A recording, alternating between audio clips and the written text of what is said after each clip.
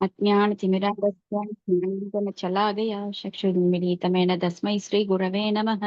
श्रीचैतन्यमनोभीष्टं स्थापितमेन भूतले स्वयं रूपकदा मह्यं ददाति स्वपदान्तिकं। वन्देऽहं श्रीगुरो श्रीयुतपदाकमलं श्रीगुरून् वैष्णवां च श्रीरूपं साग्रजतं सगुणरघुनाथान्वितं तं सजीवं सात्वैतं सावधूतं परिजनसहितं कृष्णचैतन्यदेवं श्रीराधाकृष्णपादान् सगणललिता श्री विशाखान्वितांस। हे कृष्णा करुणा सिन्धो दीनबन्धो जगत्पते कोपे स कोपिका कान्त राधा कान्त नमोऽस्तु ते। दत्तकाञ्चन गौराङ्गी राधा वृन्दावनेश्वरी वृषभानुसुते देवी प्रणमामि हरिप्रिये। वाञ्छाकल्पतरुश्च कृपा सिन्धुभ्यो च पतितानां पावनेभ्यो वैष्णवेभ्यो नमो नमः। श्रीकृष्ण चैतन्य प्रभु नित्यानन्द श्री अद्वैत गदाधर शिवशादि गौरभक्तवृन्दा। हरे कृष्ण कृष्ण कृष्ण हरे हरे, हरे राम राम राम हरे हरे। नारायणं नमस्कृत्यं नरं चैव नरोत्तमं देवीं सरस्वतीं व्यासं ततो जयमुदीरयेत्। नष्टप्रायेषु अभद्रेषु नित्यं भागवत सेवया भगवती उत्तमश्लोके भक्तिर्भवति नैष्टके। मुखं करोति वाचालं पङ्गुं लङ्घायते गिरं यत्कृपातमहं वन्दे गुरुं दीनतारिणं परमानन्दं माधवं श्रीचैतन्यईश्वरम्। ॐ नमो भगवते वासुदेवाय। ओम नमो भगवते वासुदेवाय। ओम नमो भगवते वासुदेवाय।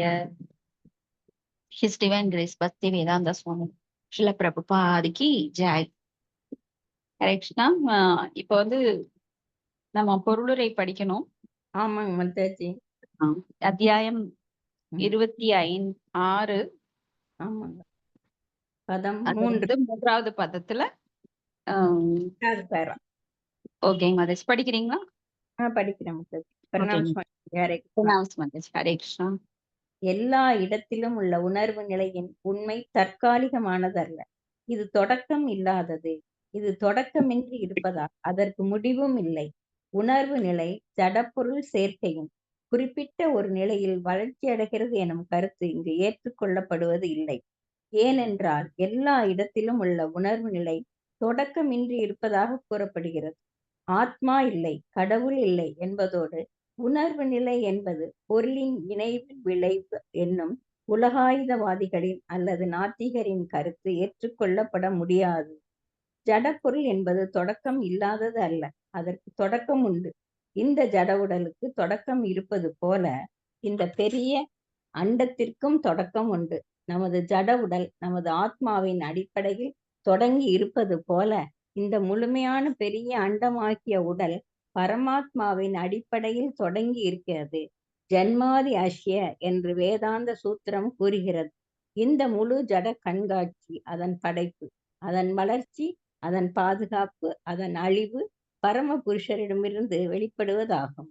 பகவத்கீதையிலும் நான் தான் தொடக்கம், எல்லாவற்றின் பிறப்பின் மூலமாவேன் என்று பகவான் கூறுகிறார். பரமபுருஷ பகவான் இங்கு வர்ணிக்கப்படுகிறார். அவர் தற்காலிகமானவர் அல்ல, அவருக்கு தொடக்கமும் இல்லை, அவர் காரணமின்றி இருப்பவர், அவர் மேலும் எல்லா காரணங்களுக்கும் காரணமானவர். பர என்றால் தெய்வீகமானி, படைப்பு சக்திக்கு அப்பாற்பட்டது என்று பொருள். பகவானின் படைப்பு சக்தியின் படைப்பாளர் ஆவார். இந்த ஜட உலகில் படைப்பு சக்தி உள்ளது, ஆனால் அவர் எந்த சக்தியின் கீழும் இல்லை என்பதை நாம் பார்க்க முடியும். அவர் பிரகிருதி, பர, இந்த சக்திக்கு அப்பாற்பட்டவர். அவர் இந்த ஜட சக்தியால் படைக்கப்பட்ட 3 வித தொல்லைகளுக்கு ஆட்பட்டவர் அல்லர். ஏனென்றால் அவர் அதற்கு அப்பாற்பட்டவர். ஜட உலக இயற்கையின் குணங்களால் அவரை தொடர முடியாது. இது இங்கு ஸ்வயம் ஜோதி என்று விளக்கப்படுகிறது. அவர் தானே ஒளியானவர். இந்த மண்ணுலகில் ஒன்றின் ஒளி என்பது மற்றொன்றின் பிரதிபலிப்பு ஆகும்.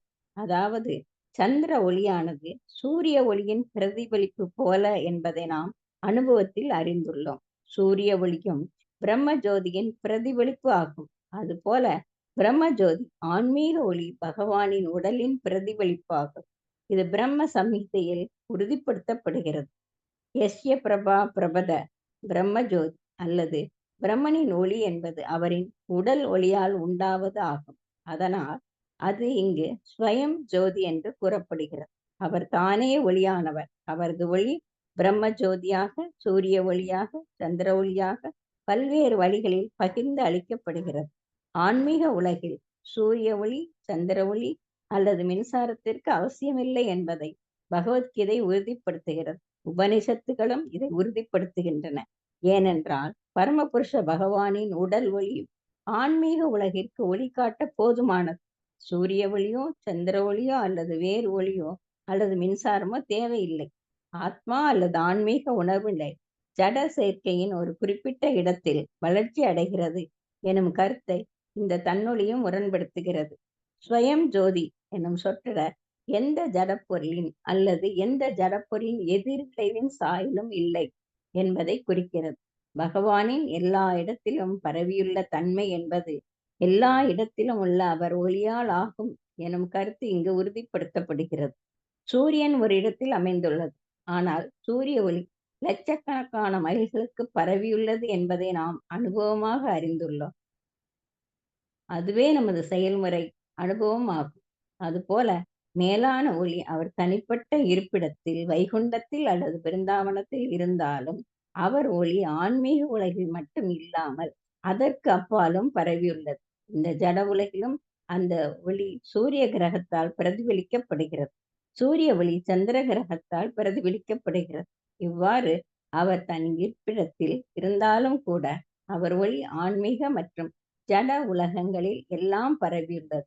பிரம்ம சம்ஹிதை 5.37 இதை உறுதிப்படுத்துகிறார். கோலோக ஏவ நிவசதி அகிலாத்ம பூதக. அவர் கோலோகத்தில் வாழ்கிறார், ஆனால் அவர் படைப்பின் எல்லா இடத்திலும் இருக்கிறார். அவர் எல்லாவற்றின் பரமாத்மா, பரமபுருஷ பகவான். அவரிடம் எண்ணிலடங்காத திவ்யமான குணங்கள் உள்ளன.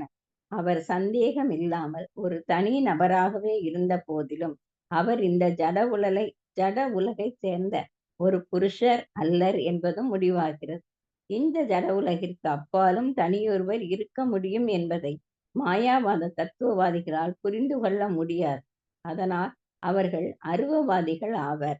பரமபுருஷ பகவான் மண்ணுலக இருப்பிற்கு அப்பாற்பட்டவர் என்பது மிகவும் அழகாக விளக்கப்பட்டுள்ளது. ஹரே கிருஷ்ணா. தேங்க்யூ மாதாஜி.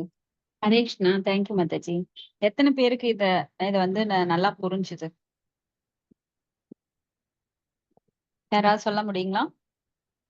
மாதாஜி ஓரளவுக்கு புரிஞ்சிருக்கோம் மாதாஜி. ஓகேங்க. சுத்தமா புரியலன்னு சொல்றவங்க யாரு? ஓகே. எல்லா இடத்திலும் உள்ள உணர்வு நிலையின் உண்மை தற்காலிகமானதல்ல. எல்லா இடங்களிலும் உள்ள உணர்வு நிலையின் உண்மை தற்காலிகமானதல்ல. அப்போ இது தொடக்கம் இல்லாதது. உணர்வு அப்படின்னா எல்லா இடத்திலும் சர்வகதா, ஆத்மாவானது எல்லா இடத்திலும் இருக்கின்றது. அதனால அது தற்காலிகமானது கிடையாது.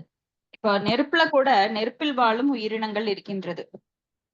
அது போல பனிமலை பிரதேசங்களை பாத்தீங்கன்னா அதுக்குள்ளே இருக்கு. சோ உயிர்வாளிகள் இல்லாத இடமே கிடையாது. அதனால அது தற்காலிகமானதல்ல. உணர்வு அப்படிங்கிறது ஆத்மாவை குறிப்பிடுகிறது, உடல் அல்ல. உடல்ல உணர்வு எதனால வருது? இப்ப தலையிலிருந்து பாதம் வரைக்கும் உங்களுக்கு உணர்வு இருக்கு. எதனால வருது? அதுக்கு அடிப்படை காரணம் என்ன, ஆதாரம் என்ன அப்படின்னா அதுக்கு ஆத்மா தான் ஆதாரம். ஆத்மா இல்லாம உங்களுக்கு உணர்வு வராது. ஆத்மா இல்லைன்னா அந்த உடம்பு பிணம். பிணத்தை நீங்க அடிச்சாலோ இல்ல தீ எரிச்சாலோ அது ஒண்ணுமே பண்ணாது, அது ரியாக்ஷன் காட்டாது. ஏன்னா அதற்கு உணர்வு கிடையாது. அப்ப எதனால் உணர்வு வருகிறது? ஆத்மா இருக்கிறதுனால உணர்வு வருது. சோ இது தொடக்கம் கிடையாது. தொடக்கமின்றி இருப்பதால் அதற்கு முடிவும் கிடையாது. இப்போ உணர்வு நிலை ஜடப்பொருள் சேர்க்கையின் குறிப்பிட்ட ஒரு நிலையில் வளர்ச்சி அடைகிறது. இப்போ ஜடப்பொருள் அப்படின்னா ஒரு உடல். உடல் வந்து வளரும் போது அந்த உணர்வும் வளர்கின்றது அப்படிங்கறதெல்லாம் கிடையாது. ஆத்மாவுக்கு என்றும் அந்த உணர்வு இருக்கின்றது.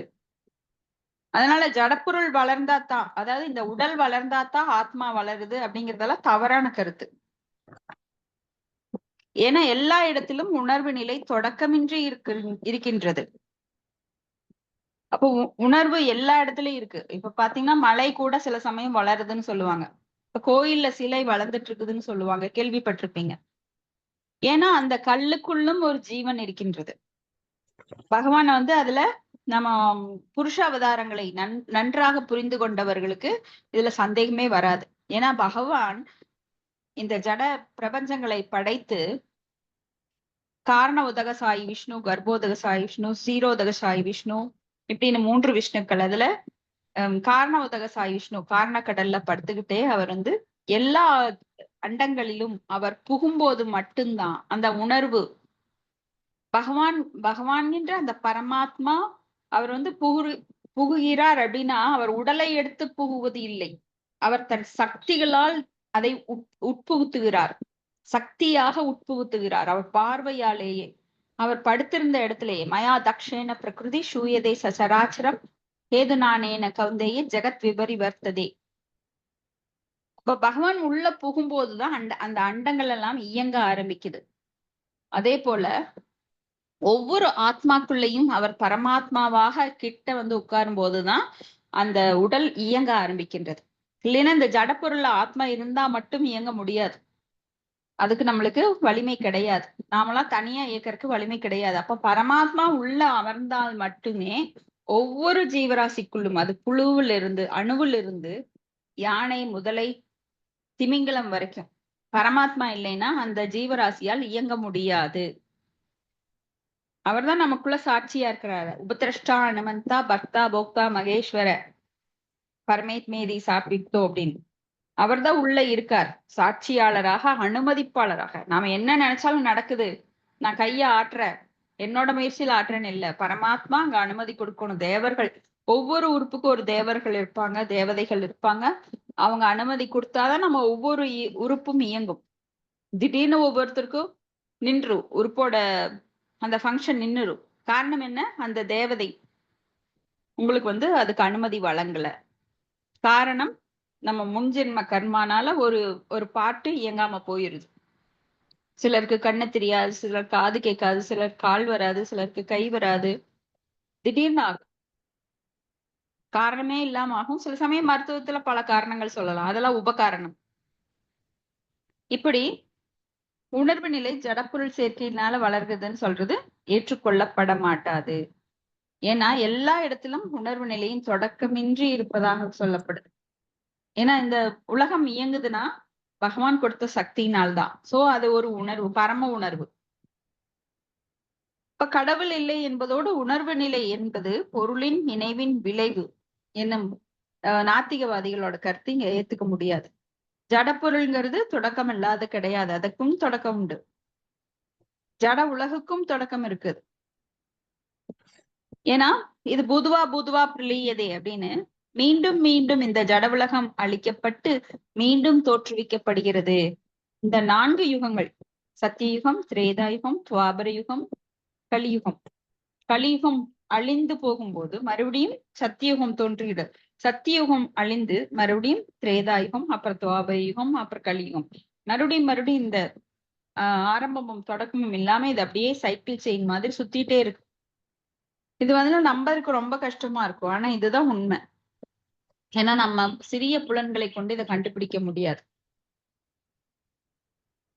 பரமாத்மால தொடங்கி இங்க நம்ம ஃபர்ஸ்ட் ஸ்லோகத்துல படிக்கிறோம். ஜென்மாதி அஸ்யதே அன்வயா திதர்தஸ்தாதே சு அபிக்ஞஸ்வரா தேனே பிரம்ம ஹிருதாய ஆதி கவையே முயந்தி யத் சூரயः தேஜோவாரி அமிர்தாம் யதா வினிமயோ யத்ர திரிஷட்கோ அமிர்ஷா தாம்னா ஸ்வேன சதா நிரஸ்த குபகம் சத்யம் பரம் தீமகி அப்படின்னு.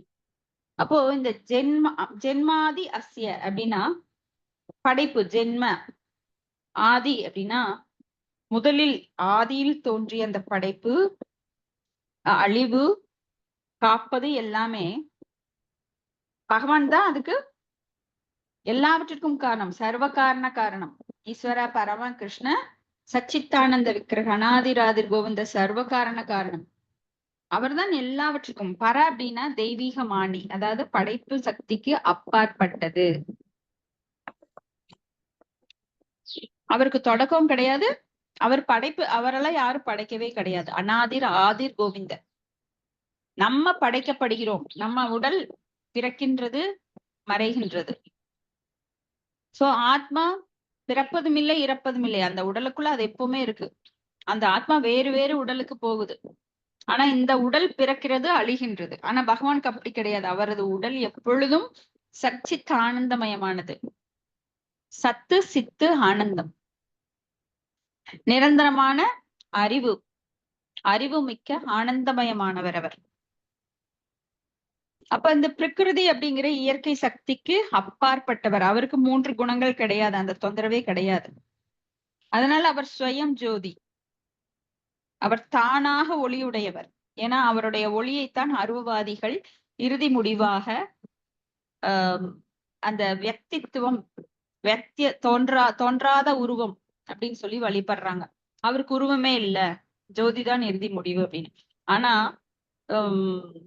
வேதங்கள் என்ன சொல்லுது, தயவு செஞ்சு அந்த ஜோதியை விளக்கிக் கொள்ளுங்கள், உங்களோட திருவுருவத்தை பார்க்க வேண்டும் அப்படின்னு சொல்றாங்க. இப்போ பகவான் வந்து அவருடைய வெளிப்புற வடிவம் தான் ஜோதி வடிவம். ஆனா ஜோதிக்கு பின்னாடி இப்ப சூரியனோட ஒளி கதிர்கள் சில சமயம் சூரியனை நம்ம பார்க்க முடியாதபடி பண்ணுது. அது போல பகவானிடமிருந்து வெளிப்படும் அந்த ஒளி கதிர்கள் இப்போ ஒரு சூரியன்லயே நாம பார்க்க முடியாது நம்ம 2 கண்களால. சில சமயம் இருட்டாயிரும் கண்கள்.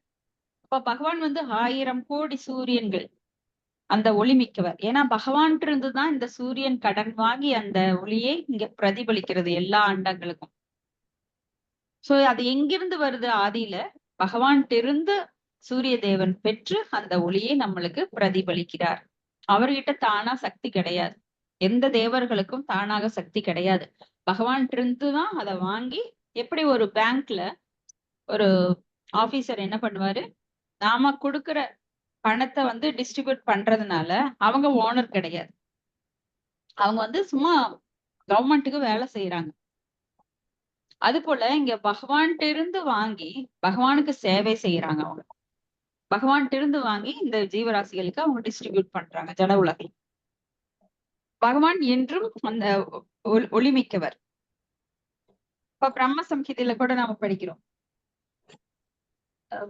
யஸ்ய பிரபா பிரபதோ ஜெகதண்ட கோடி கோடி அசேச வசுதாதி விபூதி பின்னம் தத் பிரம்ம நிஷ்கலமனந்த அசேச பூதம் கோவிந்தமாதி புருஷம் தமஹம் பஜாமி அப்படின்னு. இப்போ பகவான் வந்து ஒளி பிரம்ம ஜோதியாக, சூரிய ஒளியாக, சந்திர ஒளியாக பல்வேறு வழிகள்ல அவர் வந்து அதை பகிர்ந்தளிக்கிறார். ஏன்னா பகவான் இருந்துதான் இந்த ஒளி நம்மளுக்கு கிடைக்குது. இப்ப ஆன்மீக உலகில் சூரிய ஒளி சந்திர ஒளி தேவையில்லைன்னு நாம பார்த்திருக்கோம் பகவத்கீதையில. ந தத் பாஷ்யது ஷூயோ ந சசாங்கோ ந பாவக இயக்கத்வா ந நிவர்த்தந்தி தத் தாம பரமம் மம அப்படின்னு. பரமபுருஷ பகவானோட உடல் ஒளி ஆன்மீக உலகுக்கு மட்டுமல்ல, இந்த பௌதிக உலகுக்கும் நம்மளுக்கு கிடைக்குது. அப்போ அங்க ஆன்மீக உலகுல வந்து இங்க மாதிரி இருண்ட உலகம் கிடையாது. இருண்ட உலகங்கள் அப்படின்னா பௌதிக உலகங்கள் மட்டும்தான் இருண்ட உலகங்கள். ஏன்னா இங்க இருள் வருது, பகல் அப்புறம் இரவு, பகல் அப்புறம் இரவு, அந்த இருமைகளுக்கு உட்பட்டு இருக்கிறதுனால பகல் இரவு, நன்மை தீமை, இன்பம் துன்பம், இப்படி பல இருமைகள் இருக்கு நம்ம கிட்ட. ஆனா ஆன்மீக உலகில இருமையே கிடையாது. அங்க என்றும் அங்க வந்து என்றுமே எப்பொழுதுமே காலத்தின் கட்டுப்பாடே கிடையாது. இங்க நம்மளுக்கு காலத்தின் கட்டுப்பாடு இருக்கு. அதனாலதான் பல காலங்கள், வசந்த காலம், கோடை காலம், குளிர்காலம் அப்படின்னு பல காலங்கள் இருக்கு. ஆனா அங்க காலத்தின் கட்டுப்பாடே கிடையாது. எப்பவுமே அங்க இனிமையான காலம், எப்பொழுதுமே அங்க ஒளி கிடைக்குது. அதனால சூரியனோ மின்சாரமோ இல்ல தீப்பெட்டியோ தேவை கிடையாது. ஆனா இங்க நம்மளுக்கு இருட்டானா நம்மளுக்கு என்ன வேணும்? உடனே ஏதாவது ஒரு மின்சாரம் வேணும், இல்லைன்னா தீப்பெட்டி வேணும், இல்ல சிறிய விளக்கு வேணும். காலையில சூரியன் உதிக்கும் போது வெளிச்சமாயிருது. ஆனா ஆன்மீக உலகம் எப்பொழுதும் துன்பம் இல்லாதது, ஒளி மிகுந்தது. அந்த ஒளி எங்கிருந்து வருது? பகவான்கிட்ட இருந்து வருது. அப்போ ஒரு குறிப்பிட்ட இடத்தில் வளர்ச்சி அப்படிங்கிறது ஆத்மா அல்லது ஆன்மீக உணர்வு நிலை ஜட இயற்கையின் ஒரு குறிப்பிட்ட இடத்தில் வளர்ச்சி அடைகிறது அப்படிங்கிற கருத்து முரண்பட்டது. ஏன்னா ஸ்வயம் ஜோதி அப்படிங்கிறது பகவான் எப்பொழுதும் ஸ்வயமாக ஒளி நிறைந்தவர். இப்போ பகவான் எல்லா இடத்திலும் பரவியுள்ள தன்மை அப்படின்னா அந்த ஒளி வந்து எல்லா இடத்திலும் பரவி இருக்கு இங்க பகவானுடைய ஒளி. ஏன்னா அது சூரியன் நம்மளுக்கு அங்கிருந்து வாங்கி நம்மளுக்கு கொடுக்கிறார். சூரிய ஒளி சூரியன் ஒரு இடத்துலதான் இருக்காரு. ஆனா அவரோட ஒளி வந்து லட்சக்கணக்கான மைல்களுக்கு அது பரவி இருக்கு. அப்போ மேலான ஒளி அப்படின்னா பகவானோட ஒளி அவர் தனிப்பட்ட இடத்துல வைகுண்டத்துல பிருந்தாவனத்தில் இருந்தாலும் ஆன்மீக உலகுல மட்டும் இல்லாம எல்லா இடத்திலும் பரவி இருக்கு அவருடைய சக்தி. அவர் சக்திமான். ஆனா அவருடைய சக்தி எங்கும் பரவி இருக்கிறது. ஏன்னா பகவானுடைய சக்தி இல்லாம அணுவளவும் அசையாது. பகவான் அப்போ நிறைய பேருக்கு சூட்சுமமான பொருட்கள் கண்ணுக்கு தெரியறதில்லை. ஸ்தூலமா பாக்குறதுனால, எல்லாவற்றையும் வெளிப்புற பார்வையினால பாக்குறதுனால, ஏன்னா மறைந்திருப்பதை சிலர் மட்டுமே அந்த மறைந்த ஞானத்தை தேட முயற்சிக்கிறாங்க. எல்லாரும் வெளிப்புறமா பார்த்துட்டே ஏமாந்து போயிருப்பாங்க. அப்போ இத உள்ள அந்த நம்மளது எப்படி சூட்சும உடல் இருக்கு, அது நிறைய பேர் நினைக்கவே மாட்டோம். மனம், புத்தி, அகங்காரம். ஸ்தூல உடலை மட்டும் நம்ம அலங்காரம் பண்ணிட்டு ஸ்தூல உடல்களை மட்டும் பார்த்து அவங்க முகத்தை வச்சு அவங்கள பார்ப்போம். அவங்களோட அறிவை வச்சு சீக்கிரம் கணிக்க மாட்டோம். புற அழகை வச்சு அவங்க நல்லவங்க, அழகா இருக்காங்க, அதனால நம்ம ரொம்ப அறிவா இருப்பாங்க. ஆனா பேசி பார்த்தா ஐயோ இவ்வளவு மோசமா அப்படின்னு தெரியும். அது போல நம்ம சூட்சுமமான பொருள்களை அவ்வளவு சீக்கிரம் புரிஞ்சுக்க முடியாது. இப்படி அவர் தன்னோட இருப்பிடத்தில் இருந்தாலும் கூட அவர் ஒளி, ஆன்மீக மற்றும் ஜட உலகங்கள் எல்லாம் பரவி இருக்கிறது. பிரம்ம சம்ஹிதையில நாம 5:37 பார்க்கலாம். ஆனந்த சின்மய ரச பிரதிபாவிதாபிஸ் தாபிர்ய ஏவ நிஜ ரூபதயா கலாபி கோலோக ஏவ நிவசதி அகிலாத்ம பூதோ கோவிந்தமாதி புருஷம் தமஹம் பஜாமி அப்படின்னு. இப்ப அவர் கோலோகத்தில் இருக்கார். அவர் படைப்பின் எல்லா இடத்திலும் இருக்கிறார். ஏன்னா அவர் சக்திமான். ஒரு இடத்துல இருந்தாலும் அவரோட சக்திகள் எல்லா இடத்திலும் பரவி இருக்கிறது. ஏன்னா அவர் எங்கேயும் நகர்ந்தெல்லாம் போக வேண்டியதில்லை. அவரது கைகள் மிக மிக நீளமானது, கண்கள், பார்வை, அவரது உறுப்புகள் ஒவ்வொன்றும் எல்லா வேலைகளையும் செய்யக்கூடியது. நம்ம உறுப்பெல்லாம் ஒரு வேலைதான் செய்யும். அங்காணி எஸ் எஸ் அதையும் பிரம்மா சொல்லியிருக்கார். பகவானுடைய உறுப்புகள் எப்படின்னு, அங்காணி எஸ்ய கைலேந்திரி விருத்தி மந்தி பஸ்யந்தி பாந்தி கலயந்தி சிரம் ஜகந்தி ஆனந்த சின்மய சத் உஜ்வல விக்கிரஹஸ்ய கோவிந்தமாதி புருஷம் தமஹம் பஜாமி அப்படின்னு. அப்போ அவர் சக்திமானாக இருந்தாலும் சக்தி எல்லா இடங்களிலும், ஒரு இடத்துலதான் இருப்பார், ஆனா எல்லா இடத்திலும் அவரோட சக்திகள் நிரம்பி இருக்கிறது. இதுல சிஷ்டாஷ்டகத்துல கூட சொல்றாரு. அப்ப சிஷ்டாஷ்டகத்துல என்ன சொல்றாருன்னா, பகவான் இல்லாத அந்த நிலைமையை நினைச்சு பார்க்கவே முடியாது அப்படின்னு சொல்றாரு. அது எந்த ஸ்லோகம்? 7 மாதாஜி, 7ங்க. ஆமா, 7. அது என்ன சொல்லுங்க? அது பொருளுரை வேணா நான் சொல்லிட்டேன் மாதாஜி. சூன்யாயுதம் ஜெகத் சர்வம் மாதாஜி. சூன்யாயுதம் ஜெகத் சர்வம் கோவிந்தம் பிரக்னேமி. கோவிந்தா, உம்முடைய பிரிவு ஒரு கணம் என்றாலும் அதனை நான் ஒரு யுகமாக கருதுகிறேன். கண்களில் கண்ணீர் பெருகி மலை போல் பொழிகிறது. தாங்கள் இன்று இந்த உலகை நான் சூன்யமாக கருதுகிறேன். ஹரே கிருஷ்ணா மாதாஜி. நன்றி. ஹரி போல், ஹரி போல். அப்போ பகவான் இல்லாம இங்க எதுவுமே இயங்காது. பகவான் மட்டும் இல்ல அப்படின்னா இந்த உலகம் கிடையாது, நாம கிடையாது, ஒண்ணுமே கிடையாது. எல்லாம் இருண்டு கிடக்கு. ஏன்னா பகவான் ஒரே ஒருவராக தனித்திருந்த போது எல்லாம் அப்படிதான் இருந்தது.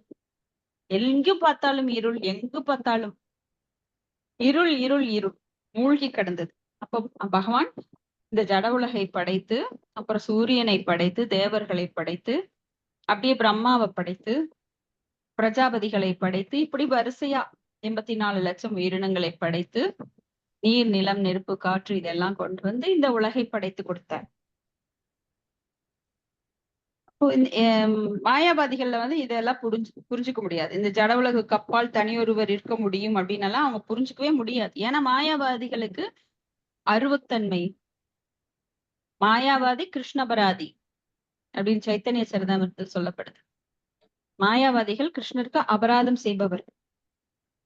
பரமபுருஷ பகவான் மண்ணுலகுக்கு அப்பாற்பட்டவர்ங்கிறது இங்க அழகா சில பிரபுபாதர் விவரிக்கிறார். இப்படி ஏன்னா பகவான் தான் எல்லாத்தையும் படிச்சார். அவர் தான் எல்லாவற்றிற்கும் ஆதாரம், முதலாளி. அப்போ அவர் இதுக்கு கட்டுப்பட்டவர் கிடையாது. ஏன்னா அவர் நம்மை போன்ற சிறு உருவம் கிடையாது. அனந்த எல்லையற்ற சக்திகள் உடையவர், எல்லையற்ற ரூபம் உடையவர். அவரது பெருமைகளை விவரிக்க யாராலையும் முடியாது. அனந்தரால கூட முடியல. அடுத்தது ஸ்லோகம் 4. சயேவ பிரகிருதிம் சுஸ்மாம் தெய்வீம் குணமயீம் விபுः யத்ருச்யை ஓ பகவா தாம தாமப்யபத்யத லீலையா. கிருஷ்ண மாதாஜி படிக்கிறேன் மாதாஜி. மொழிபெயர்ப்பு பொருளுரை தெய்வ திரு ஆசா பக்திவாதந்த சுவாமி பிரபுபாதர் விஜய். விஷ்ணுவுடன் தொடர்புடைய இயற்கையின் ஜடகுணங்களால் நிரம்பிய நுட்பமான திடசக்தியை சிறந்த எல்லாவற்றிலும் சிறந்த பரமபுருஷ பகவான் தன்னுடைய திருவிளையாடலாக ஏற்றுக்கொண்டார். பொருளுரை.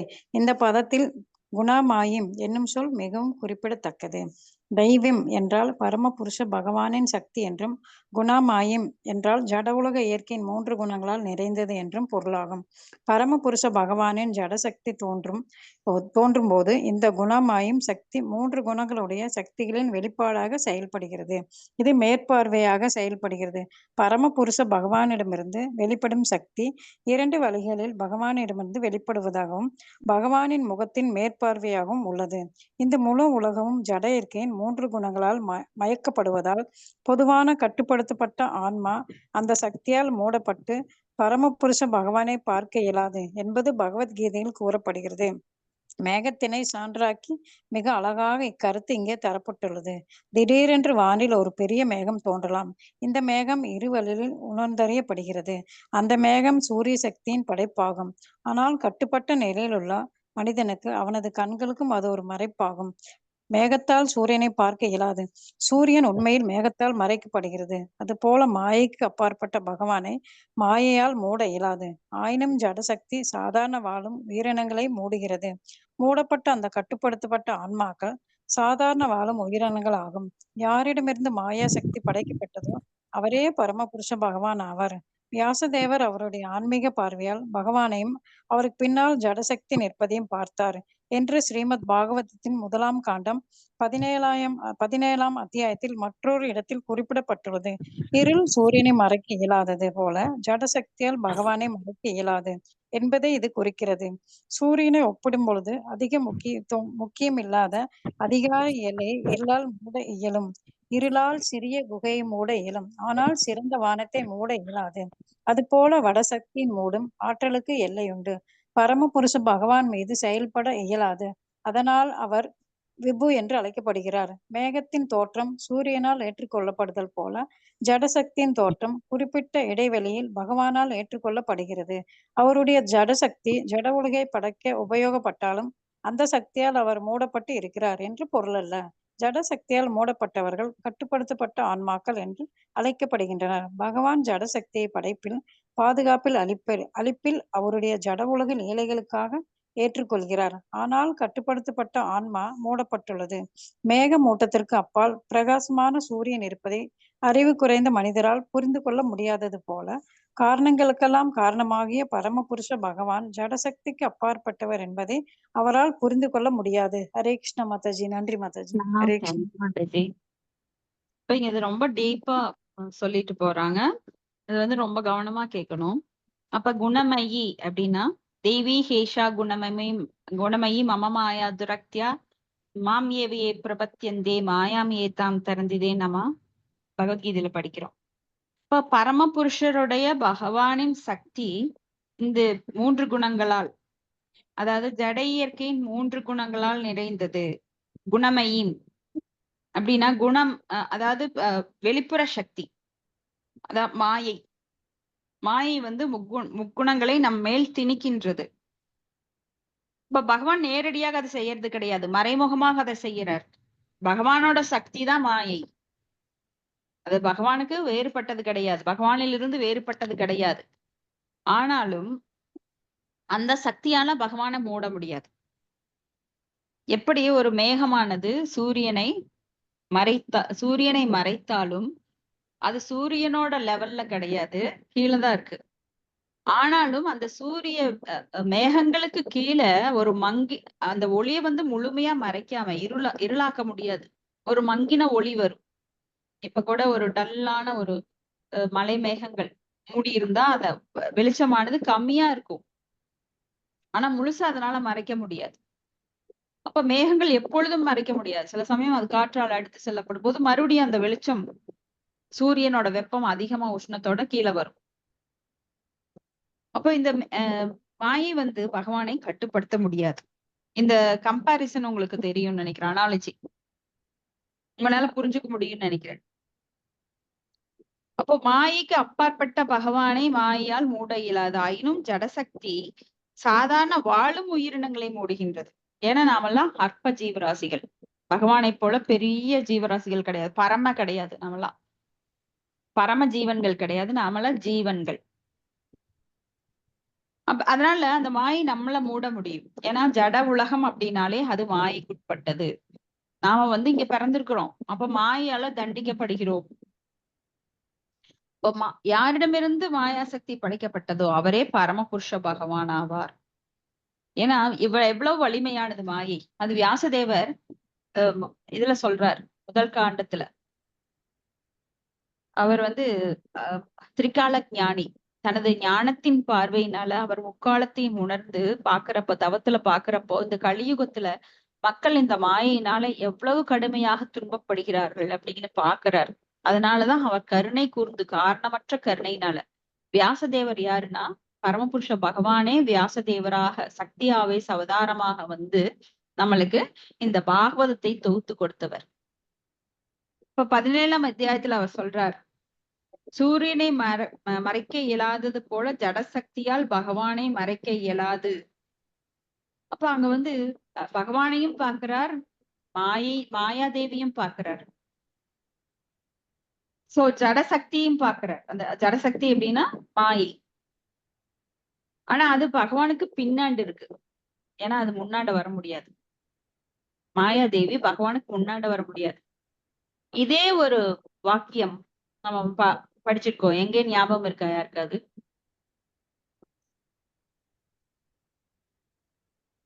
எப்படி வியாசதேவர் பார்த்தாரோ அதே மாதிரி பிரகலாத் மகராஜ் பாக்குறாரு.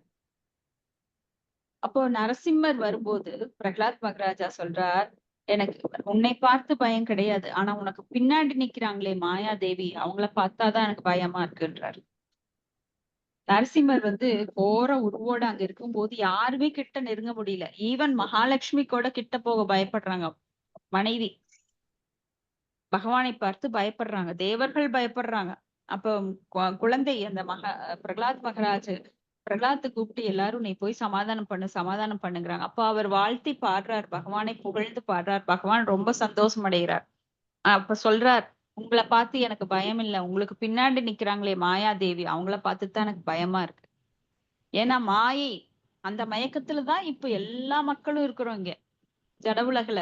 புகழ் வேணும், பேர் வேணும், எனக்கு உடல் சம்பந்தமான எல்லாம் என்னுடைய சொந்தங்கள், அவங்களுக்காக நான் பாடுபடுறேன். இப்படி மயக்கத்தில் இருக்கிறோம் எல்லாருமே.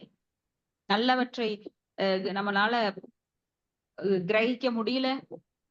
பொய்யை மெய்யாக நம்புகின்ற அந்த மாயில் தான் இப்ப எல்லாருமே இருக்கோம். அப்போ ஒரு ஒரு சின்ன ஒரு குகையை வேணா கல்ல கொண்டு மூடும் போது அங்க இருள் அடையும். ஆனா பெரிய வானத்தை யாராலையும் மூட முடியாது. அப்ப பகவானை வந்து இந்த மாயையால மூட முடியாது. இப்ப ஜடசக்தியால் மூடப்பட்டவர்கள் கட்டுப்படுத்தப்பட்ட ஆத்மாக்கள் நாம் எல்லாரும். பகவான் ஜடசக்தியின் படைப்பில் பாதுகாப்பில் அழிப்பில் அவருடைய ஜட உலக லீலைக்காக ஏற்றுக்கொள்ளப்படுகிறார். பகவானின் ஜடசக்தியை படைப்பில் பாதுகாப்பில் அழிப்பில். அப்ப படைக்கிறது, பாதுகாக்கிறது, அழிக்கிறது. அவருடைய ஜட உலக லீலைக்காக அந்த மாயாசக்தியை ஏத்துக்கிறார்.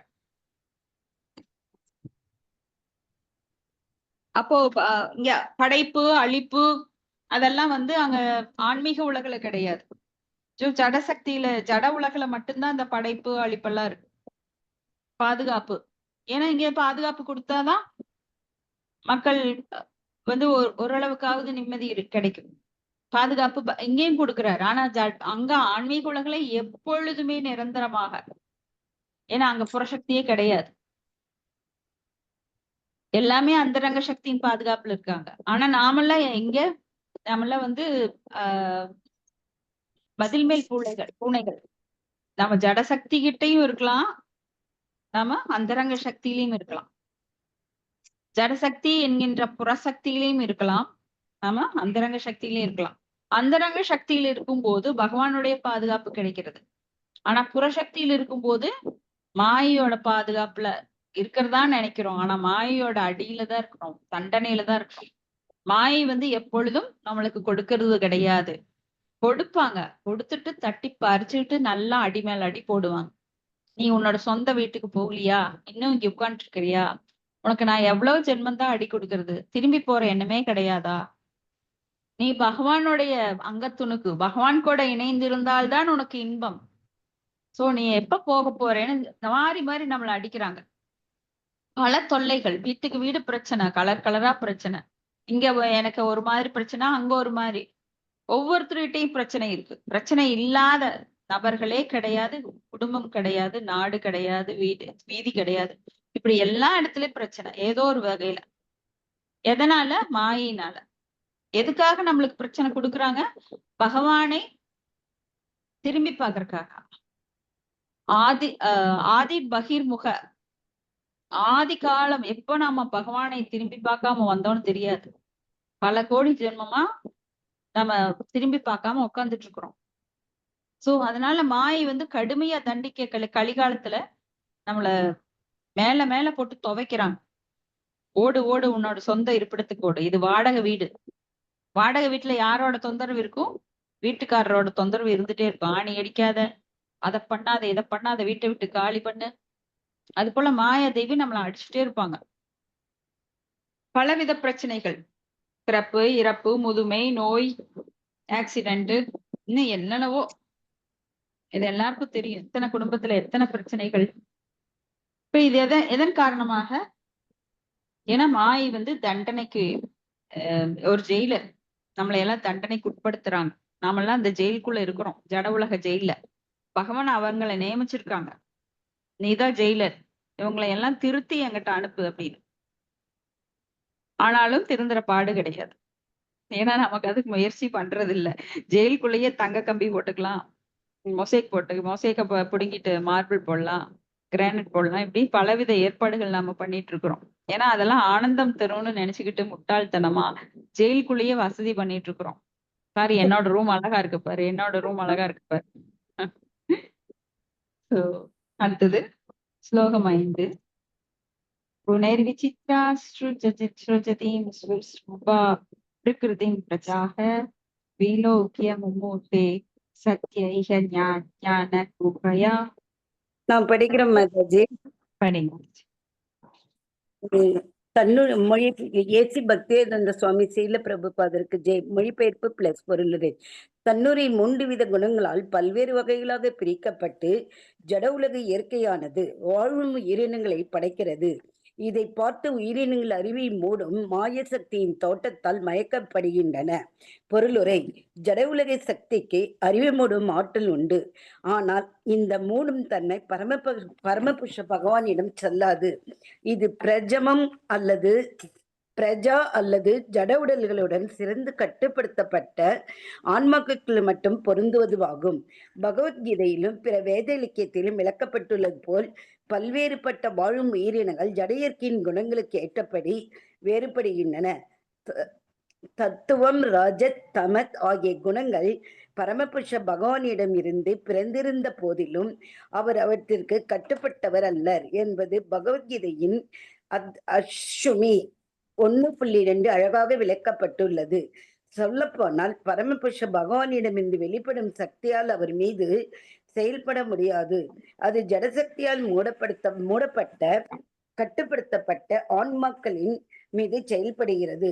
பகவான் எல்லா உயிரினங்களின் தந்தை ஆவார். ஏனென்றால் அவர் கட்டுப்படுத்தப்பட்ட ஆன்மாக்களால் ஜடசக்தியை கருவுரை செய்கிறார். ஆனால் கட்டுப்படுத்தப்பட்ட ஆன்மாக்கள் ஜடசக்தியால் படைக்கப்பட்ட உடல்களை பெறுகின்றன. ஆயினும் உயிரினங்களின் தந்தை 3 குணங்களிலிருந்து விலகி இருக்கிறார். ஜடசக்தியானது பரமபுருஷ பகவானால் ஏற்றுக்கொள்ளப்படுகிறது. ஜடசக்தி மீது ஆதிக்கம் செலுத்தவும் அனுபவிக்கவும் விரும்பும் உயிரினங்களுக்காக ஏற்றுக்கொள்ளப்படுகிறது என்பது முந்தைய பதத்தில் குறிப்பிடப்பட்டுள்ளது. அம்மாதிரியான உயிரினங்களின் பெயரளவு இன்பத்திற்காக பகவானின் ஜடசக்தியின் மூலம் இந்த உலகம் படைக்கப்பட்டது. கட்டுப்படுத்தப்பட்ட ஆன்மாக்களின்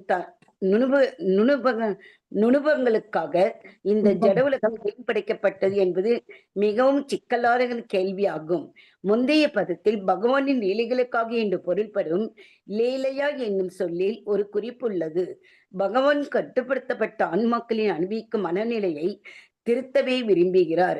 பரமபுருஷ பகவானை தவிர வேறு யாரும் அனுப்பியவர் இல்லை என்று பகவத்கீதையில் குறிப்பிடப்பட்டுள்ளது. அதனால் இந்த ஜடசக்தி அனுபவிப்பது போல பாசாங்கு செய்வதற்கு படைக்கப்படுகிறது. ஒரு சான்றை இங்கு தர முடியும். தனியான காவல்துறையை படைக்க அரசாங்கத்திற்கு அவசியம் இல்லை. ஆனால் சில குடிமக்கள் அரசாங்க சட்டங்களை ஏற்றுக்கொள்வதில்லை என்பது உண்மை. ஆனால் குற்றவாளியை கண்டிக்க ஒரு துறை இருப்பது அவசியம், தேவையில்லை. ஆனால் அதே சமயம் தேவையும் உள்ளது. அதுபோல கட்டுப்படுத்தப்பட்ட அணுமாக்களின் துன்பங்களுக்காக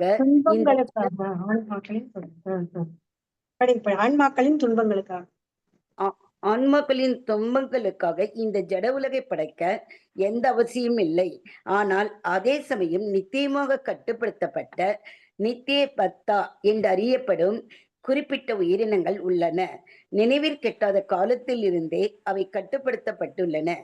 ஏனென்றால் பகவானின் அங்கமான உயிரினம் எப்போது பகவான் ஆட்சிக்கு எதிராக ஆனது என்று ஒருவராலும் துப்பு துலக்க முடியாது என்று நாம் கூறுகிறோம். 2 விதமான மனிதர்கள் உள்ளனர் என்பது உண்மை. பகவானின் சட்டங்களுக்கு கீழ்ப்படிந்தவர்கள் மட்டும் பகவான் இருப்பதை ஏற்றுக்கொள்ளாத தங்கள் சொத்து சட்டங்களை படைக்க விரும்பும் நாத்திகர் அல்லது உலோக ஆயுத வாதிகள் எல்லோரும் சொந்த மத வழியை படைக்க முடியும் என்பதை அவர்கள் நிலைநாட்ட விரும்புகின்றனர். 2 பிரிவுகளின் இருப்பின் தொடக்கத்தையை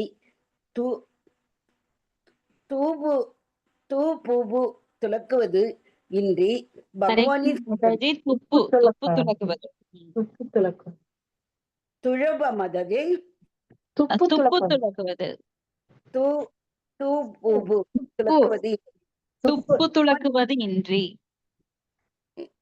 துலக்குவது இன்றி பகவானின் சட்டங்களுக்கு எதிரான சில உயிரினங்கள் புரட்சி செய்தன என்பதை நாம் மெய்யென ஏற்றுக்கொள்ளலாம். அந்த உயிரினங்களில் கட்டுப்படுத்தப்பட்ட ஆன்மாக்கள் என்று அழைக்கப்படுகின்றன. ஏனென்றால் அவை ஜட உலக இயற்கையின் 3 குணங்களாக கட்டுப்படுத்தப்பட்டுள்ளன. அதனால் குணனர் விசித்ரா என்னும் சொற்கள் இங்கு பயன்படுத்தப்பட்டுள்ளன. இந்த ஜட உலக பாத்துக்கலாம் மாதாஜி. Okay Mataji, thank you Mataji. ஹரே கிருஷ்ணா. இப்ப 3 வித குணங்களால் பல்வேறு வகையாக பிரிக்கப்பட்டு இந்த ஜட உலக இயற்கையானது வாழும் உயிரினங்களை படைக்கிறது. இப்போ 3 குணங்களுக்கு ஏற்ப சத்துவ குணத்துல இருக்கிறவங்க பிராமணர்களாக பிறப்பார்கள். இல்லைன்னா அவங்க சத்துவ குணத்துல இருக்கிறவங்கள வைசியர்கள், இவங்க போர் புரிபவர்கள் சத்திரியர்களாகவோ இல்ல பிராமணர்களாகவோ பிறக்க வாய்ப்பு உண்டு. சோ இப்ப என்றும் தமோ குணத்துல இருக்கிறவங்க சூத்திரர்களாக பிறக்கிறாங்க. சூத்திரர்களாக பிறப்பதும் அரிதாக, ரொம்பவுமே அவங்க தமோ குணத்துல ஊறி இருக்கும்போது. ஏன்னா குணங்கள் 3x3x3x3 அப்படி பல வகையாக பிரியும் போது அதே 81 வகையாக பிரிகின்றது. அந்த 81 வகையும் பிரிந்து அந்த குணங்கள் பல மாறுபட்ட நிலைகளில் சொல்லப்படுது. அப்ப இப்படி பிரிக்கப்படும் போது யார் எந்த குணத்தின் அடிப்படையில் அதிகமாக அவங்க வாழ்நாள்ல நடந்துக்கிறாங்களோ அதற்கேற்ப அவர்களது உடல் பிரித்து தடப்பெறுகின்றது. எப்பவுமே தமோ குணத்துல ஊறி இருக்கிறவங்களுக்கு மனித உடல் கூட கிடைக்காது. அவங்க மிருகங்களோட உடலுக்கு வலுக்கட்டாயமாக அந்த ஆத்மாக்கள் உள்ள திணிக்கப்படுது. இப்ப நம்ம ரோட்ல கூட பார்த்திருப்போம், பன்றிகள் சாக்கடையில அதுல புரண்டு அதுலதான் இன்பம் இருக்கு அதுக்கு. ஏன்னா அதனோட குணம் அந்த மாதிரி மலத்துலதான் அதுக்கு இன்பம் கிடைக்கும். அதுக்கு என்னதான் நீங்க தேனால் செய்யப்பட்ட உணவோ இல்ல பால் பாயாசமோ இல்ல சர்க்கரை பொங்கலோ கொடுத்தாலும் அது சாப்பிடாது. அது மலத்தை தின்னும். ஏன்னா அவங்க போன பிறவியில அந்த மாதிரி இருந்திருக்கலாம், அல்லது 84 லட்சம் உயிரினங்கள்ல பரிமாண வளர்ச்சியில் வந்திருக்கலாம். சோ எல்லா பிறப்பும் பிறந்துதான் இந்த மனித பிறவி நம்மளுக்கு கிடைக்குது. இந்த மனித பிறவிலிருந்து மீண்டும் பேக்வேர்டு பின்னாடி போய் நம்ம குணங்களுக்கு ஏற்ப அந்த நிலையும் அடையலாம். சோ இங்க வந்து அந்த ஜட உலக சக்திக்கு அறிவை மூடும் ஆற்றல் உண்டு. ஏன்னா நம்ம அறிவு உண்மையான அறிவு என்ன, ஸ்வரூபம் என்ன அப்படின்னா ஆன்மீக அறிவு. நம்மளோட சொரூபம் என்னன்னா ஜீவேன சொரூபகய கிருஷ்ணேர நித்யதாசன். ஆனா இந்த ஜட உலக சக்தி அந்த ஆற்றலை மூடி விடுகிறது. அந்த மூடும் தன்மை பரமபுருஷ பகவானிடம் செல்லாது. ஏன்னா அந்த மாயையால் மூடப்பட்ட அறிவு, மாயா அபகிருத ஞான ஆசூரம் பாவம் ஆசிரிதம், அசுரத்தன்மை உண்டாக்குது நம்மளுக்கு. ஏன்னா பகவானை விடுத்து அனுபவிக்க வேண்டும் என்கின்ற எண்ணத்தை உண்டாக்குகிறது. அதுதான் மாயையோட தன்மை. இப்ப ஜட உடல்களுடன் பிறந்த கட்டுப்படுத்தப்பட்ட ஆத்மாக்களுக்கு மட்டும் பொருந்துவதுதான் இந்த பிரஜா. அப்படின்னா பகவத்கீதையில சொல்லப்பட்டிருக்கு, பல்வேறு வாழும் உயிரினங்கள் ஜட இயற்கையின் குணங்களுக்கு ஏற்றபடி வேறுபடுகிறது. சோ சத்துவ குணத்தில் உள்ள மிருகம் அப்படின்னா பசு, அது எப்பவுமே சாதுவான மிருகம். ஆனா இதே ரஜோ குணத்துல இருக்கிற கொடூரமான மிருகங்கள் சிங்கம், புலி, அதெல்லாம். இப்படி உயிரினங்கள்ல ஈவன் பாத்தீங்கன்னா முள்ளு மரம், அது வந்து தமோ குணத்துல. மலர்கள், இப்ப விஷமுள்ள மலர்கள், அதெல்லாம் தமோ குணத்துல. ஆனா நம்ம தாமரை போன்ற மலர்கள்லாம் சத்துவ குணம். இது போல மரம், செடி, கொடி எல்லாத்துலயுமே வந்து நல்ல நன்மையை தரக்கூடிய சத்துவ குணத்துல இருக்கும், தீமையை தரக்கூடியது தமோ குணத்துல இருக்கும், இடைப்பட்ட இதுல இருக்கிறது ரஜோகுணத்துல இருக்கும். இப்படி வேறுபட்ட தன்மைகள்ல எல்லாமே இருக்கு.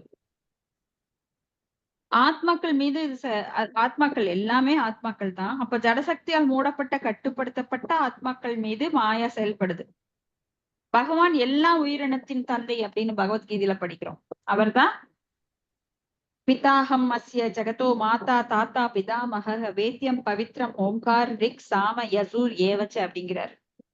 நான் தான் எல்லாருக்கும் விதையளிக்கும் தந்தைன்னு சொல்றாரு. அகம் பீஜ பிரஜ பிரதாக அப்படின்னு சொல்றாரு. சோ பகவான் தான் எல்லாருக்குமே தந்தை. ஆனாலும் ஏன் நம்ம இந்த மாயைக்குட்படுத்துறார்? ஏன்னா அடங்காத பிள்ளைகளை நாம எப்படி ஹாஸ்டல்ல சேர்த்தி நாம சரி பண்றோமோ, அடங்காத பிள்ளைகளை நீ வீட்டுல வச்சிருக்க மாட்டேன், நான் பாரு உன்னை ஹாஸ்டல்ல சேர்த்துறேன்.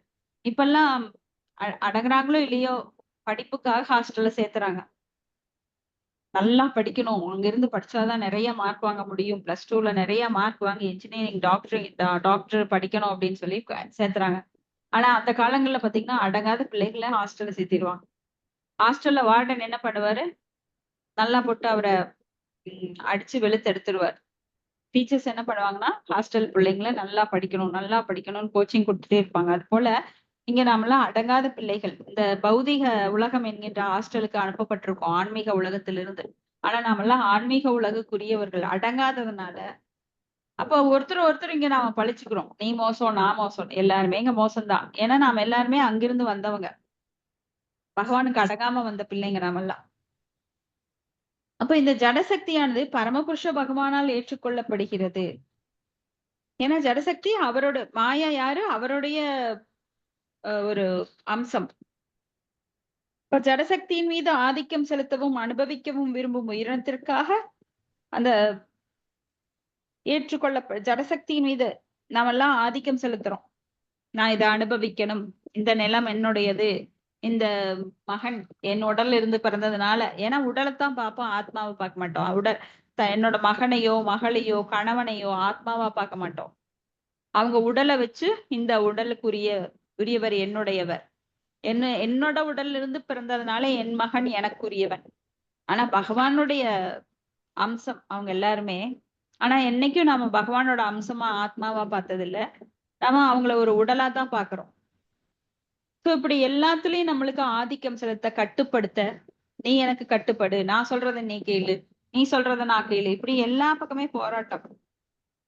சோ இந்த ஜடத்தை அனுபவிக்க விரும்புறோம், நகை எடுக்க விரும்புறோம், புடவை எடுக்க விரும்புறோம், ஆசையை அடங்குறதே கிடையாது. அனுபவிக்கின்ற ஆசை, எல்லா உறுப்புகளையும் நாம் மகிழ்ச்சி படுத்த விரும்புறோம். பெரிய மெத்த போட்டுக்க விரும்புறோம், கண் கவரும் திரைச்சீலைகள், வீட்டை அலங்கரிக்கிறதுக்கு வேண்டிய பொருட்கள், இப்படி வீடு பெருசா கட்டணும் விரும்புறோம், தோட்டம் எல்லாம் வாங்கணும்னு விரும்புறோம். சிறு ஆசைகள் ஆசைகள் ஆசைகள், எதனால கட்டுப்படுத்த முடியாத இந்த ஜட இயற்கையை அனுபவிக்கும் ஆசை. எல்லாம் பகவானுடையது, எது என்னோடது கிடையாது நம்ம நினைக்கிறது இல்ல. என்னுடையது, என் பேர்ல இருந்தா இது என்னுடையது, இந்த சொத்து என்னுடையது, இந்த மகன் என்னுடையது, இந்த உறவு எனக்காக அப்படின்னு எல்லாமே எப்படியெல்லாம் வளைச்சு போட்டுக்க முடியுமோ அப்படி நம்ம அனுபவிக்க விரும்புறோம். அப்ப கட்டுப்படுத்தப்பட்ட ஆத்மாக்களின் துன்பத்திற்காக இந்த உலகம் ஏன் படைக்கப்பட்டது அப்படின்னு கேட்கலாம். இப்ப பகவான் கட்டுப்படுத்தப்பட்ட ஆத்மாக்களை அனுபவிக்கும் மனநிலையை திருத்தவே விரும்புகிறார். ஏன்னா நம்ம இந்த ஜட உலகை படைத்து நமக்கு திருந்த ஒரு வாய்ப்பு கொடுக்கிறார். யார் இங்க திருத்துறாங்க இந்த ஜட உலக ஜெயில? மாயை. சோ மாயினால நம்ம ஏன்னா ரொம்ப துன்பம் வரும்போதுதான் பகவானை சிலர் திரும்பி பாக்குறாங்க. ஆர்த்தோ, அர்த்தார்த்தி, ஞானி, ஜிக்யாசு அப்படின்னு 4 பேர். இப்ப பரமபுருஷ பகவானை தவிர யாரும் அனுபவிப்பர் கிடையாது. ஏன்னா பகவத்கீதையில சொல்றாரு, போக்தாராம் யக்ய தபசாம் சர்வலோக மகேஸ்வரம் சுக்ருதம் சர்வ பூதானாம் ஞாத்வா மாம் சாந்திம் ருச்சதி. இதை அறிந்தவர்கள் தான் அமைதி அடைகிறார்கள். ஆனா நான் அனுபவிப்பாளன், அகம் போக்தா, அகம் கர்த்தா அப்படின்னு நினைக்கிறவங்க என்னைக்குமே நிம்மதி அடைய முடியாது. ஏன்னா நாமெல்லாம் அனுபவிக்க முடியாது, பகவான் இன்றி அனுபவிக்க முடியாது. எப்படி ஒரு உடலுக்கு அந்த உறுப்புகள் சேவை செய்கின்றது, அப்போ உடல் இன்பம் அடையும். ஆனா உறுப்புகள் உனக்கே நான் சேவை செய்யணும்னு ஒவ்வொரு உறுப்பு, கை நான் உனக்கு சேவை செய்ய மாட்டேன்னு கீழே விழுந்துருச்சுன்னு வைங்க, கையால அனுபவிக்க முடியாது. உடலோட சேர்ந்திருக்கும் போதுதான் அனுபவிக்க முடியும். அது போல பகவானுடன் சேர்ந்திருக்கும் போதுதான் நம்மால் அனுபவிக்க முடியும். பகவானை விடுத்து நாம நினைக்கிறோம் நான் அனுபவிக்கிறேன். பக்திக்கு வரக்கு முன்னாடி நாமளா நினைச்சோம் இது எனக்கு சொந்தமானது. ஆனா இப்ப தெரியும் இது பகவானுக்கு சொந்தமானது.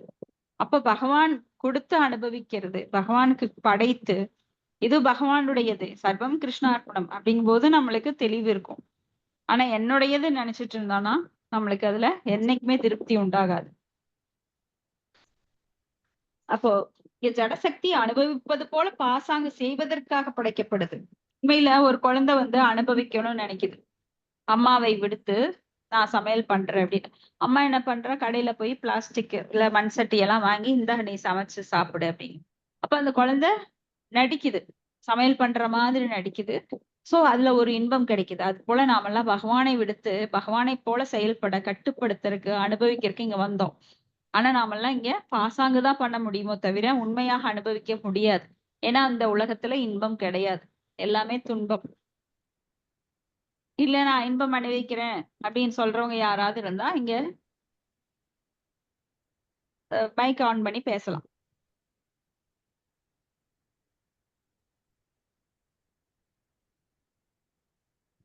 யாருக்கும் மாற்று கருத்து இருக்கா இங்க?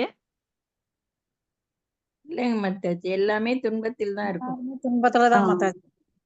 ஆமா. அப்போ நம்ம அறியாமையில இங்க எப்படி ஒரு குழந்தை விளையாட்டுல சந்தோஷம் அடையுதோ அது போல நாம சிற்றின்பம் உண்மையான பொருள்ல கிடையாது.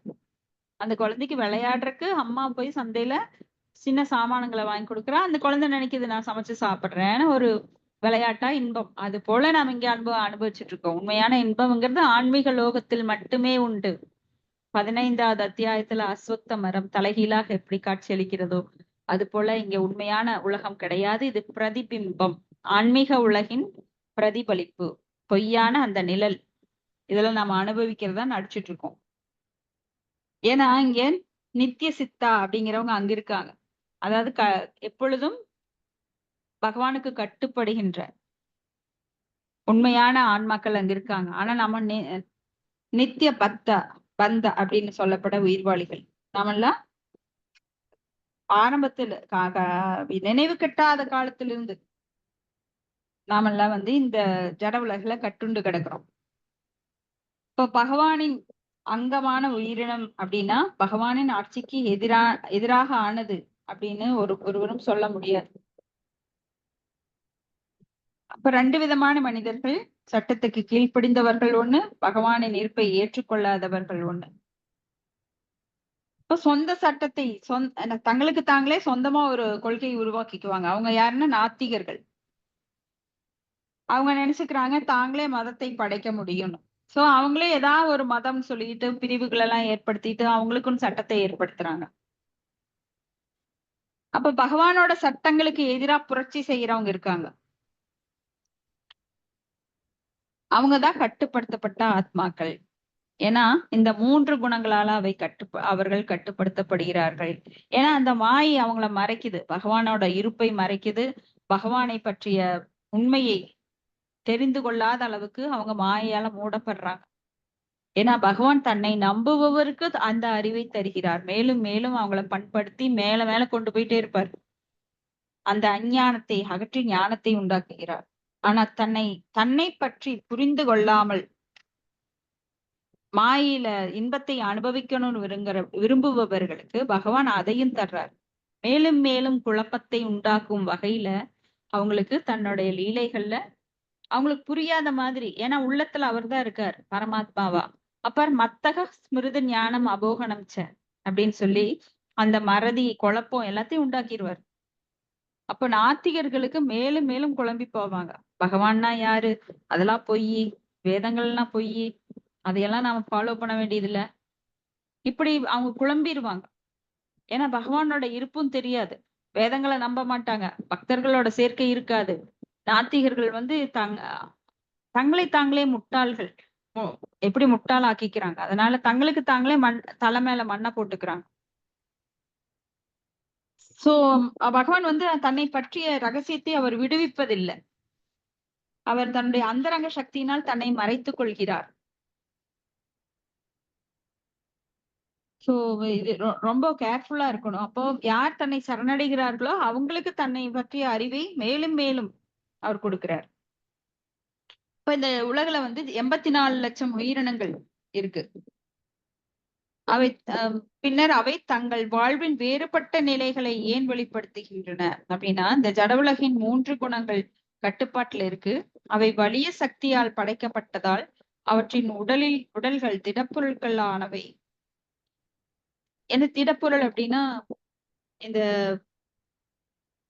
ஆத்மாவை மூடியிருக்கின்ற இந்த உடலானது நிலம், நீர், நெருப்பு, காற்று, ஆகாயம் அப்படிங்கிற பொருட்களால் ஆனது. ஜட உடலால் மூடப்பட்டு ஆன்மீக தனித்தன்மை வாய்ந்தது. அப்போ ஆன்மாக்கு ஆன்மீகத்தன்மை இருக்கு, உடலுக்கோ ஜடத்தன்மை வாய்ந்தது. அதனால அது ஆன்மா இந்த ஜடத்தால மூடப்பட்டிருக்கு. ஆத்மாவின் தனித்தன்மையை மறந்துவிட்டன என்பதை குறிக்கும் முள்ளுகே அப்படின்ற சொல் இங்க சொல்லப்படுது. அந்நிலையில் தனித்தன்மையில் மறதி கட்டுப்படுத்தப்பட்ட ஜட இயற்கையின் சக்தியினால் மூடப்படும் பொருளான ஜீவன்கள் அல்லது ஆத்மாக்களிடம் உள்ளன. ஞான ஹூகயா எனும் மற்றொரு சொல் சொல்லப்படுது. ஹூகா என்றால் மூடுதல். கணநேர கட்டுப்படுத்தப்பட்ட ஆத்மாவின் அறிவு மூடப்பட்டிருப்பதால் அவை வாழ்வில் பல்வேறு உயிரினங்களாக வெளிப்படுத்தப்படுகின்றன. உயிரினங்கள் அந்த தோல் போர்வை மாதிரி எல்லாருக்கும் பல உடல்களை மூடி இருக்கு. அந்த ஆத்மா பல உடல்களால் மூடப்பட்டிருக்கு. இப்ப வாழும் உயிரினங்கள் ஜடசக்தியால் மயக்கப்பட்டிருக்கின்றன அப்படின்னு நம்ம பார்த்தோம். அப்ப நிலைத்த வாழும் உயிரினங்கள் வேறுபட்ட குணங்களால் மூடப்பட்டுள்ளன. அவை மூவண்ண சிவப்பு, வெள்ளை, நீலம் அப்படின்னு அழைக்கப்படுது. சிவப்பு ரஜோ குணத்தின் பிரதிபலிப்பு, வெள்ளை சத்துவ குணத்தை பிரதிபலிக்கிறது, நீலம் தமோ குணத்தை பிரதிபலிக்குது. இப்ப ஜட இயற்கையின் இந்த குணங்கள் ஜடசக்தியை சேர்ந்தது. ஆனால் ஜட இயற்கையின் இந்த வேறுபட்ட குணங்களின் கீழ் வாழும் உயிரினங்கள் பல்வேறுபட்ட ஜட உடல்களை உடையவையாக உள்ளன. அவை தங்களுடைய ஆன்மீக தனித்தன்மையை மறப்பதால் அவை ஜட உடல்களை தாமாகவே எண்ணுகின்றன. நாம் எல்லாரும் உடலுடன் ஐக்கியப்பட்டு அந்த உடலுக்கு ஒரு பேரு, அதுக்கு ஒரு இடம், அதுக்கு ஒரு கல்வி, ஜடக்கல்வி, இது எல்லாம் தான் நம்ம அடையாளங்களா சொல்றோம். நீ யார் அப்படின்னு கேட்டா, இப்போ சில பிரபுபாதர் பிரச்சாரம் பண்ணும்போது ஒருத்தர் ஒரு 4-5 பிரச்சாரத்தை கேட்டார். அதுல அவர் அடிக்கடி சொல்லுவார், நான் உடல் அல்ல ஆத்மா, நாம் உடல் அல்ல ஆத்மா அப்படின்னு. என்ன நீங்க எல்லா கிளாஸ்லயும் இதையவே திருப்ப திருப்ப சொல்லிட்டு இருக்கீங்க, உடல் அல்ல ஆத்மா, உடல் அல்ல ஆத்மான்னு. அப்போ அவர் கேட்டார், நீ யார் அப்படின்னு கேட்டார். நான் ஜாக்சன் அப்படின்னு என்னமோ பேரை சொல்லி சொன்னார். அப்ப உட்காரு. நீ மறுபடியும் இந்த இந்த கிளாஸையே திரும்ப திரும்ப கேளு. ஏன்னா நான் உடலெல்லாம் ஆத்மான்னு அந்த இடத்துல அவன் சொல்லியிருக்கணும். அப்படின்னா நீ திரும்ப கேட்க வேண்டியதில்ல. நான் சொல்லிட்டே தான் இருக்கேன் கிளாஸ்ல, உடலெல்லாம் ஆத்மான்னு. நான் உனக்கு அந்த ஆத்மாங்கிற நிலை இன்னும் வரல. உன் பெயரைத்தான் சொல்றேன். பெயர் உன்னுடைய அடையாளம் கிடையாது. நான் ஆத்மா என்பதுதான் அடையாளம். அதனால அவன் உட்கார்ந்துட்டான் பேசாம. சோ ஏன் நாம இதை திரும்ப திரும்ப படிக்கிறோம்? சில வாக்கியங்கள் வந்து பாகவதத்துல திரும்ப திரும்ப வருது. எலும்பூர கல்லும் தேய்ங்கிற மாதிரி நாம இன்னும் அந்த நிலைக்கு வரல. திரும்ப திரும்ப அதை மண்டையில ஏத்துறதுக்காக அதை பல முறை நாம படிச்சுட்டு இருக்கோம். அப்ப அந்த நிலைக்கு வரணும் அப்படின்னா நாம அதை திரும்ப திரும்ப படிச்சுட்டே தான் இருக்கணும்.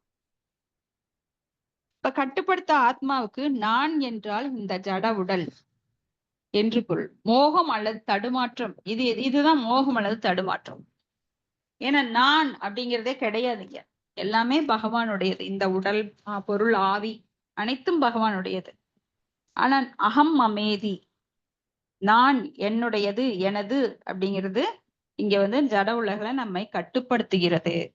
கட்டுண்ட வாழ்வுக்கு நம்மை மேலும் மேலும் கொண்டு போகுது. இப்ப பரமபுருஷ பகவான் ஜட இயற்கையின் பாதிப்பால தாக்கப்படுறது கிடையாது. இது வந்து கத உபனிஷத்துல மீண்டும் மீண்டும் சொல்லப்படுது. மாறா கட்டுப்படுத்தப்பட்ட ஆத்மாக்கள் அல்லது பகவானின் மிக நுண்ணிய அங்கங்கள் தான் ஜட இயற்கையின் பாதிப்பால் தாக்கப்படுகின்றன. ஏன்னா பகவானுக்கு அந்த வாய்ப்பே கிடையாது. ஏன்னா அவர் கட்டுப்படுத்தப்பட்ட ஆத்மா கிடையாது. மாறாக அவரிடமிருந்து பிரிந்த இந்த அணுவளவு ஆத்மாக்கள் அவரை போலவே ஆக வேண்டும் என நினைத்து இந்த ஜட உலகில சிக்குண்டு நாம தான் இந்த ஜட உலக கட்டுப்படுத்துறோம் அப்படின்னு நினைக்கிறாங்க. இப்ப அமெரிக்கா, ரஷ்யா, இந்தியா, பாகிஸ்தான் எல்லாம் நினைக்குது இந்த நாட்டை நான் வழி நடத்துகிறேன். ஒரு ஆன்மீகவாதி ஒரு அரசியல்வாதி சொல்றான், நான் தான் இதெல்லாம் கட்டுப்படுத்துறேன், ராணுவத்தை கட்டுப்படுத்துறேன் அப்படின்னு. ஒரு குடும்பத்துல இருக்கிற மனைவி சொல்றான், இந்த குடும்பத்தை நான் கட்டுப்படுத்துறேன். கணவன் சொல்றான், இல்ல நான் தான் கட்டுப்படுத்துறேன். பெரியவங்க சொல்றாங்க, இல்ல நான் தான் கட்டுப்படுத்துறோம், இந்த குடும்பத்தை கொண்டு போயிட்டு இருக்கோம் நல்ல விதமா. சோ நான் நான் நான் நான் எங்க பாரு நான்கிற அகங்காரம். நான் நல்லா படிச்சதுனாலதான் மார்க் வாங்கினேன். இது வந்து என்னுடைய குழந்தை, என்னுடைய இடம், என்னுடைய அப்படின்னு. ஏன்னா இந்த பெயர் அப்படிங்கிறதோ இந்த உடலோ நிலையானது அல்ல. நாம செத்துட்டா இது பிணம். ஆனா அந்த பெயரும் கிடையாது, நம்மளுக்கு எழுதி வச்ச பூமியும் கிடையாது. அது அப்படியே கை மாறிடும். நிரந்தரம் இல்லாத எல்லாவற்றையும் என்னுடையதுன்னு சொல்லிட்டு நாம நம்மளை ஏமாற்றி கொண்டிருக்கிறோம். உண்மையான நிலை என்ன? நாம ஆத்மா, பகவானுக்கு சேவை செய்பவர்கள். அப்ப உலகில் கட்டுப்படுத்தப்பட்ட அவை உலகின் குணங்களுக்குட்பட்டு வேறு வேறு உடல்கள் தோன்றுகின்றன. சோ குணத்தின் அடிப்படையில நம்மளுக்கு பல உடல்கள் கிடைக்குது. அதுல மாறி மாறி நாம பிறப்பு, இறப்பு, மூப்பு, முதுமை அப்படிங்கிற சிக்கல்ல நாம தவிச்சு வேண்டும் என்றால் ஒரே வழி, நம்மளுக்கு ஹரே நாம ஹரே நாம ஹரே நாம இவ கேவலம் கலம் நாஸ்தியேவ நாஸ்தியேவ நாஸ்தியேவ கதிரண்யதா. ஹரே கிருஷ்ணா. இதோட முடிச்சுக்கலாம். உங்களுக்கு யாருக்காவது ஏதாவது கருத்துக்கள் இருந்தா நீங்க பகிர்ந்து கொள்ளலாம்.